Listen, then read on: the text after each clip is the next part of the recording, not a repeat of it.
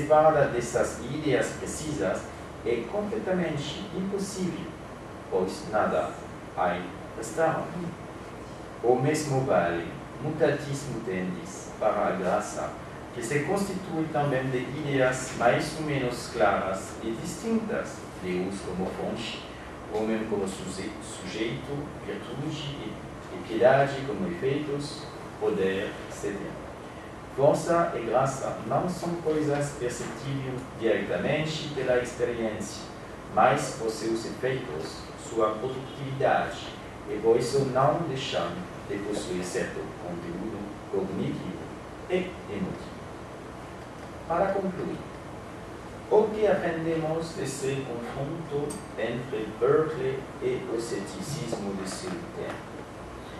De uma parte, aprendemos que o imaterialismo, sem dúvida, a máquina de guerra mais eficaz contra o ceticismo ontológico e o ceticismo epistemológico, não é suficiente para refutar os céticos, já que o debate não se situa apenas no plano filosófico, mas igualmente no plano das crenças compartilhadas e, pois, no da relação entre fé e razão.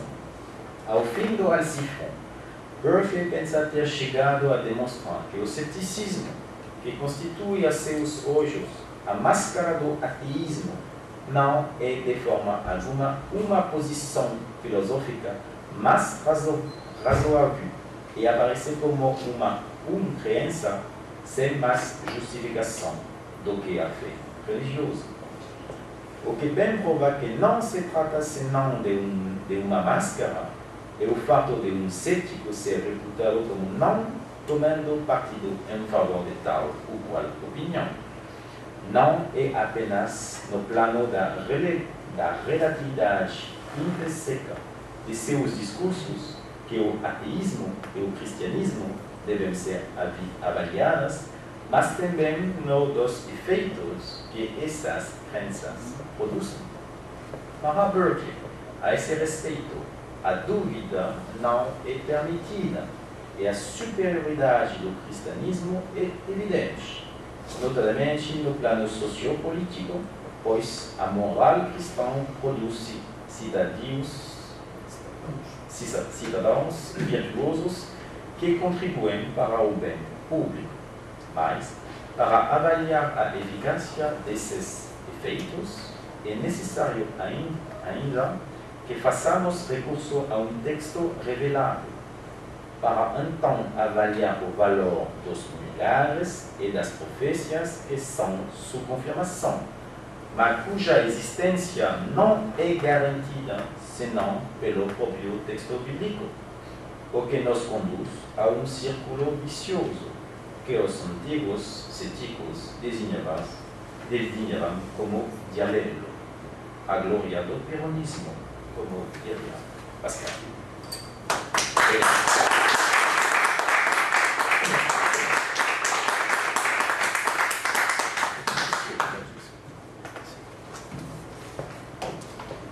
Nós temos tempo ainda para alguma discussão. Pergunto se alguma questão, se vocês querem fazer uma pergunta ou um comentário. Sintam-se à vontade para fazer. Leonardo, eu sei que você já está.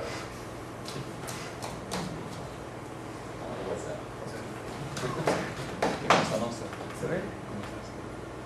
Se você tiver uma pergunta, deixa eu fazer uma pergunta. Fazer uma pergunta. Só uma consideração assim, breve. Você falou no início do Descartes e disse que parte do argumento do Berkeley sobre o Descartes demanda uma relação com a necessidade do argumento da existência de Deus. A partir desse argumento, digamos assim, Berkeley considera que Descartes precisa do argumento da existência de Deus para criar um argumento acerca da cognoscibilidade do mundo exterior. A prova do mundo exterior depende da existência de Deus. A minha pergunta é, alguns intérpretes de Descartes costumo levar a prova da existência de Deus como um mero artifício, como se ela não fosse necessária para a prova da existência do mundo, no mundo exterior. Eu gostaria de saber como ficaria o argumento do Berkeley se o argumento da existência de Deus não fosse tão importante assim. Esse é o ponto. Qualquer nome.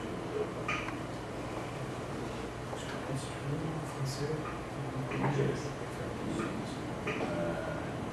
Quero que responder em espanhol ou em francês? Não faz. Bom, não sei se é muito fácil, puedo creerlo en español.